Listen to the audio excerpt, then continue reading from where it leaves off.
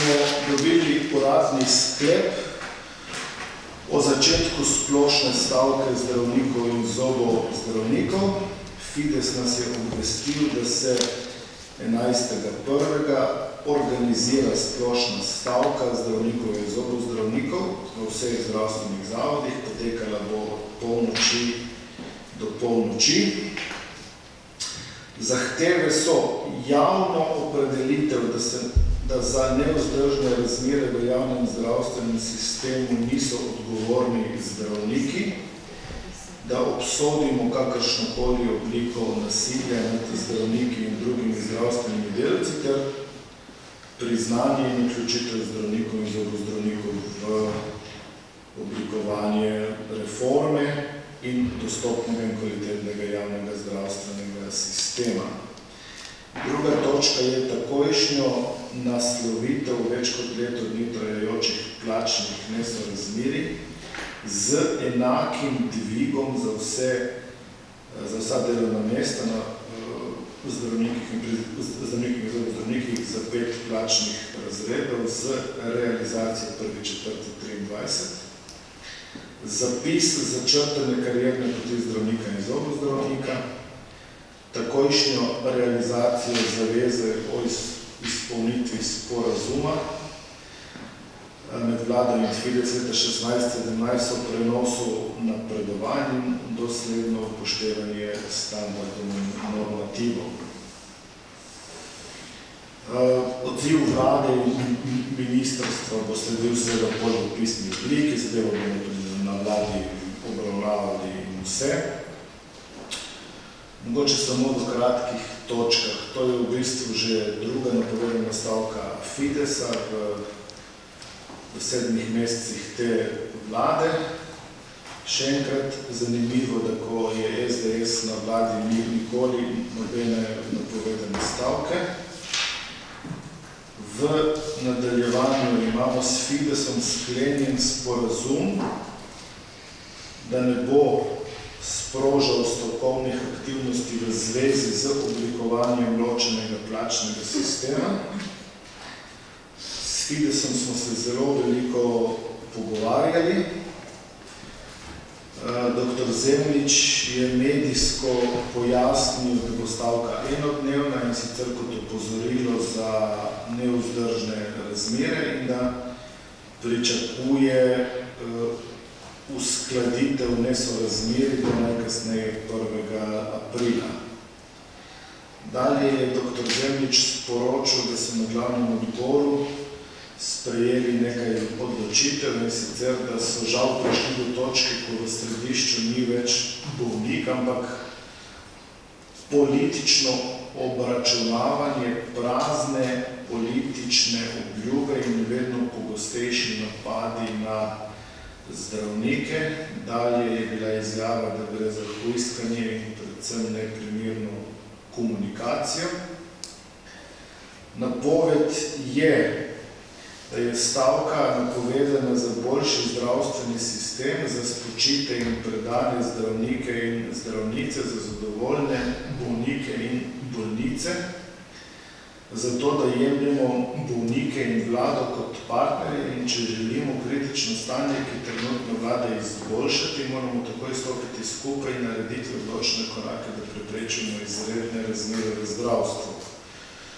To vse citiram dr. Zemljiča ob napovedi stavke.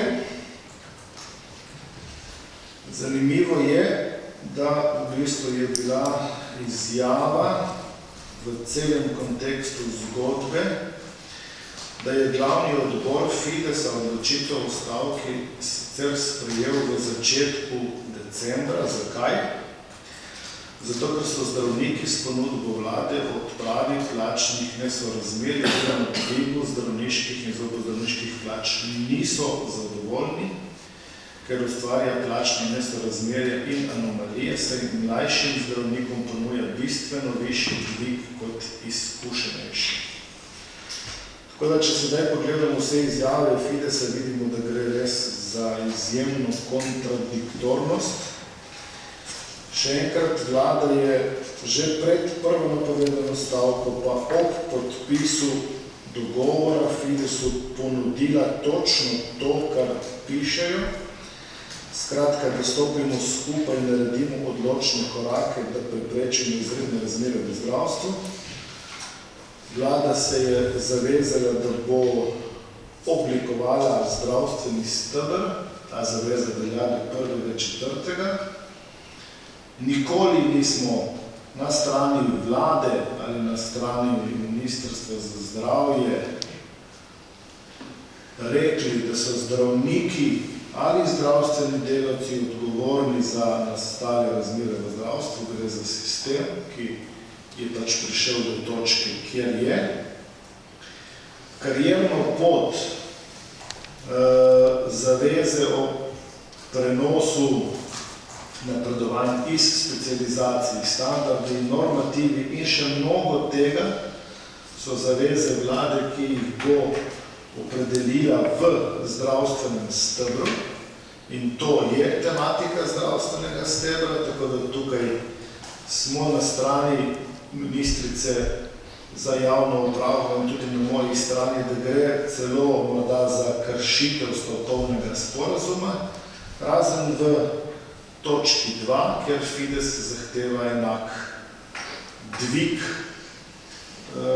za vse zdravnike in zobozdravnike. Še enkrat, mi smo dosegli dogovor s sindikati in pričakovati je, da bomo aneks tudi podpisali. S 1.1. se dvignejo plačni razredi vsem zdravnikom, razen tisti, ki so v 57. razredu, za 5 plačnih razredov, 2 s 1.1., ostale 3 s 1.4. Prvič v zgodovini je odpravljen strop in s 1.4. bodo zdravniki, ki so trenutno v 57. razredu, takoj prišli v 59. razred in z napredovanji potem konec 23 vemo, dokot lahko pridejo. To smo večkrat obrazložili, tako da tukaj se ne bi ponavljal. Ureditev plačnih nesorazmerij v obstoječem plačnem sistemu ni možna, tudi to smo že večkrat rekli. Zato želimo na skupni poti s pogajanji urediti nov plačni steber v zdravstvu in ga tudi bomo, in do 1.4. bo ta zadeva urejena, to je zaveza te vlade. Tam bomo naslovili vse Fidesove zahteve, razen te zahteve, da v bistvu se enako dvignejo delovna mesta za 5 razredov s 1.4.23 najkasneje. Tukaj je stališče vlade jasno. 44% zdravnikov je v 57. razredu, struktura teh zdravnikov je zelo različna, tudi doba po opravljeni specializaciji je različna. Mi smo naslovili mlade zdravnike, vse podatke o količini plač in tako imamo za 2021-2022. Osebno sem mnenja, da je ta stavka popolnoma nepotrebna. Fidesu je bila ponujena roka in ureditev plačnih razmerij v skupini zdravnikov 57. razred, kjer je res 44% zdravnikov strnjenih ali stisnjenih, ni možna v obstoječem plačnem sistemu, ampak je potrebno to nasloviti v stebru, ker bomo različne skupine različno naslovili.